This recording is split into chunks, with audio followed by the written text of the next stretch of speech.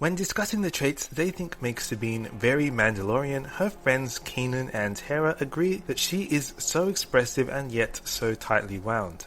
Given that Sabine is an artist, she's certainly very expressive, and in her defense, perhaps she has reason to be tightly wound. Amongst her people, Sabine Wren is an outcast. Midway through Star Wars Rebels, Sabine is from a wealthy family, but she's happy living rough on a starship with Kanan, Hera, and the rest of the Ghost crew.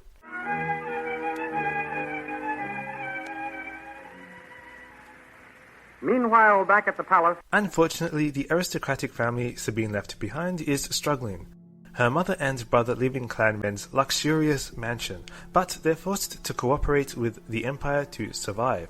Sabine's brother serves directly under the Empire's Mandalorian pawn, Gar Saxon. Meanwhile, her father is with Imperial forces, a prisoner in all but name. In the episode Legacy of Mandalore, Sabine returned to the Clan Wren mansion and challenges the decisions of her mother Ursa Wren. Justifying her turn against the Empire, Sabine brings up how a Mandalorian friend of hers, Fen Rao, saw his people wiped out by the Empire. Ursa's response is ruthlessly pragmatic.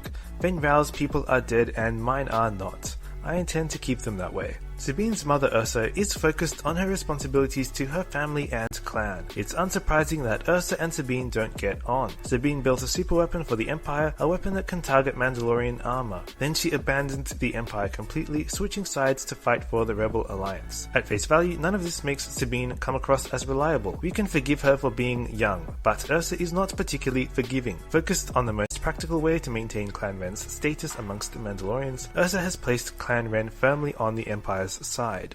So the Empire has accomplished some slick moves here in terms of political maneuvering. As a result, when Sabine goes to her family for help, her mother makes a terrible mistake. Sabine's companions on the trip, the Jedi Kanan and his apprentice Ezra, are traded to the Empire. In return, Ursa demands protection for her daughter. Unfortunately for her, the Empire doesn't keep its promises. Luckily for Sabine, her brother Tristan has her back.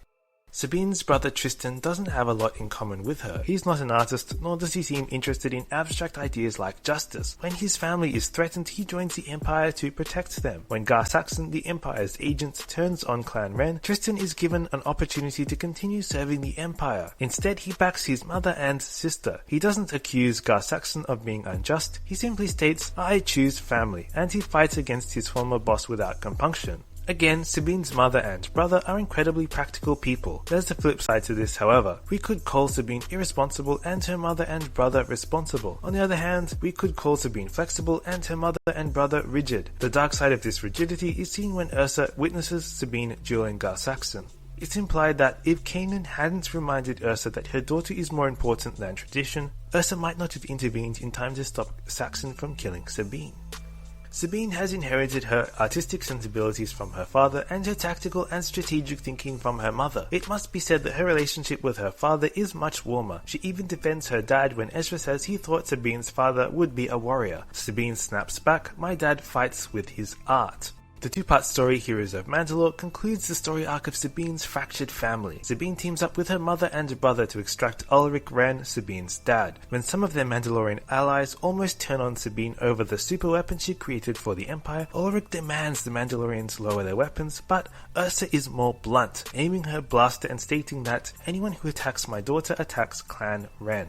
Tristan unholsters his weapon and backs her up here. This essentially marks the end of the rift in the Wren family. In fact, the main arc featuring Sabine's rift and reunion with her family was relatively short, primarily covered in a few episodes. However, the strong characterization made for one of the better story arcs in Star Wars Rebels. This video is being released in advance of the new Ahsoka show. It will be interesting to see what direction they take Sabine and possibly her family too once that is released. But what do you think? Do you have a different take on Sabine's family? Let me know your thoughts in the comments. If you enjoyed the video, you can help the channel by liking and subscribing. Have a great day and thank you for watching.